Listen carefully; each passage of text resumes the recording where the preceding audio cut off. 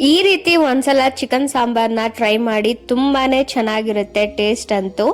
Hi ಎಲ್ರಿಗೂ ನಮಸ್ಕಾರ, welcome to Vismita Rani vlogs. Chicken sambar ಮಾಡೋದಕ್ಕೆ ಫಸ್ಟ್ ಒಂದು ಪ್ಯಾನ್ಗೆ ಸ್ವಲ್ಪ ಎಣ್ಣೆ ಹಾಕ್ಕೋಬೇಕು. ಎಣ್ಣೆ ಹಾಕೊಂಡ್ಮೇಲೆ ಶುಂಠಿ ಬೆಳ್ಳುಳ್ಳಿನ ಸ್ವಲ್ಪ ಹುರ್ಕೋಬೇಕು. ಅದು ಸ್ವಲ್ಪ ಹುರ್ಕೊಂಡ್ಮೇಲೆ ಈರುಳ್ಳಿ ಹಾಕೊಂಡು ಗೋಲ್ಡನ್ ಬ್ರೌನ್ ಆಗೋ ತನಕ ಹುರ್ಕೋಬೇಕು.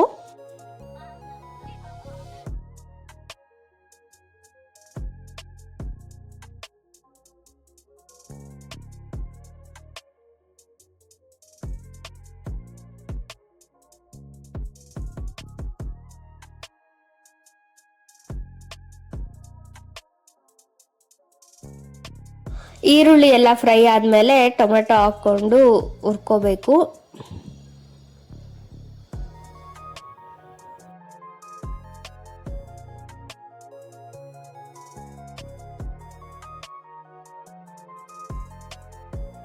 ಟೊಮೆಟೊ ಎಲ್ಲ ಸ್ವಲ್ಪ ಮೆತ್ತಗಾದ್ಮೇಲೆ ಅದಕ್ಕೆ ನಾನು ಕಡಲೆ, ಚಕ್ಕೆ, ಲವಂಗ, ಸ್ವಲ್ಪ ಮೆಣಸು ಹಾಕೊಂಡಿದ್ದೀನಿ.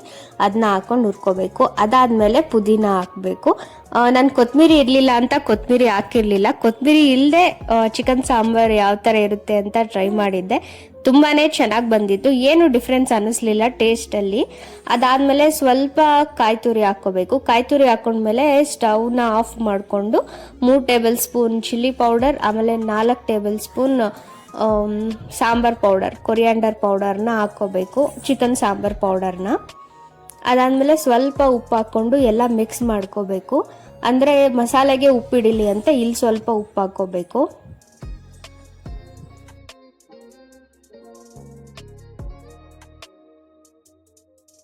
ಅದನ್ನ ಒಂದು ಸೈಡ್ ತಣ್ಣಗಾಗೋಕ್ಕಿಟ್ಟು ಅದೆಲ್ಲ ಸ್ವಲ್ಪ ತಣ್ಣಗಾಗಬೇಕು. ಅಷ್ಟರಲ್ಲಿ ಈ ಕಡೆ ಒಂದು ಕುಕ್ಕರಲ್ಲಿ ಸ್ವಲ್ಪ ಎಣ್ಣೆ ಹಾಕ್ಕೊಂಡು ಹೆಚ್ಚಿರುವಂಥ ಈರುಳ್ಳಿ ಹಾಕ್ಕೊಂಡು ಈರುಳ್ಳಿ ಎಲ್ಲ ಫ್ರೈ ಆದಮೇಲೆ ಚಿಕನ್ ನೀಟಾಗಿ ತೊಳೆದಿರೋ ಅಂಥ ಚಿಕನ್ ಹಾಕ್ಕೋಬೇಕು.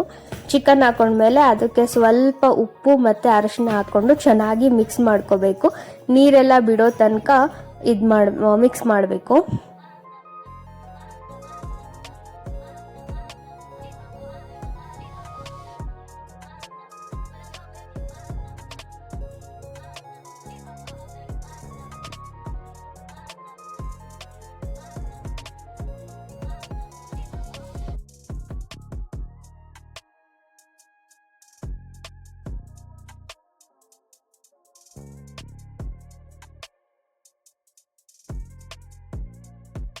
ಚಿಕನ್ ಎಲ್ಲ ಚೆನ್ನಾಗಿ ನೀರು ಬಿಟ್ಕೊಂಡು ಕುದ್ಮೇಲೆ ನಾವು ಗ್ರೈಂಡ್ ಮಾಡ್ಕೊಂಡಿರೋ ಪೇಸ್ಟ್ನ ಹಾಕ್ಕೋಬೇಕು. ಅದನ್ನೆಲ್ಲ ಚೆನ್ನಾಗಿ ಹಾಕ್ಕೊಂಡು ಒಂದ್ಸಲ ನೀಟಾಗಿ ಮಿಕ್ಸ್ ಮಾಡ್ಕೋಬೇಕು, ನೀರು ಹಾಕ್ದೇನೆ ಫಸ್ಟು. ಅದೆಲ್ಲ ಚೆನ್ನಾಗಿ ಮಿಕ್ಸ್ ಆಗಿ ಹೆಂಗಿದ್ರು ಹಸಿ ವಾಸನೆ ಹೋಗಿರುತ್ತೆ, ಯಾಕಂದರೆ ನಾವು ಹುರಿದ್ಬಿಟ್ಟು ಮಾಡಿರೋದ್ರಿಂದ ಜಾಸ್ತಿ ಹೊತ್ತೇನು ಬಿಡೋ ಅವಶ್ಯಕತೆ ಇರಲ್ಲ, ಎಲ್ಲ ಹಸಿ ವಾಸನೆ ಹೊರಟೋಗಿರುತ್ತೆ.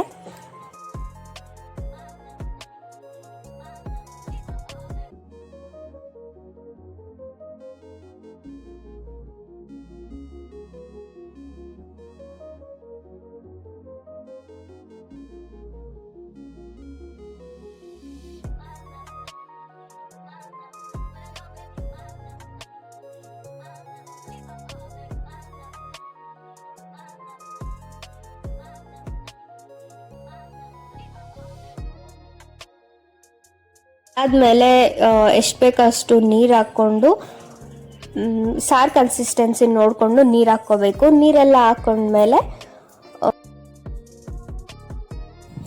ಲಿವರ್ ಜಾಸ್ತಿನೇ ಇತ್ತು, ಅದಕ್ಕೆ ಲಿವರ್ನ ಸ್ವಲ್ಪ ಸಾಂಬಾರ್ಗೆ ಕೂಡ ಹಾಕ್ಕೊಳ್ತಾ ಇದ್ದೆ. ಹಂಗೇನೆ ಲಾಸ್ಟಿಗೆ ಲಿವರ್ ಹಾಕ್ಕೋಬೇಕು. ಫಸ್ಟಿಗೆ ಲಿವರ್ ಹಾಕ್ಕೊಂಡ್ಬಿಟ್ರೆ ಅದು ಫುಲ್ ಸ್ಮ್ಯಾಶ್ ಆಗಿಬಿಟ್ಟು ಒಂಥರ ಎಲ್ಲ ಇದಾಗ್ಬಿಡುತ್ತೆ, ಹೊರಟೋಗ್ಬಿಡುತ್ತೆ ಅಂತ ಲಾಸ್ಟಲ್ಲಿ ಲಿವರ್ ಹಾಕ್ಕೋಬೇಕು. ಅದಾದಮೇಲೆ ಒಂದ್ಸಲ ಚೆನ್ನಾಗಿ ಮಿಕ್ಸ್ ಮಾಡಿಕೊಂಡು ಕುಕ್ಕರ್ ಲಿಡ್ನ ಕ್ಲೋಸ್ ಮಾಡ್ಕೋಬೇಕು.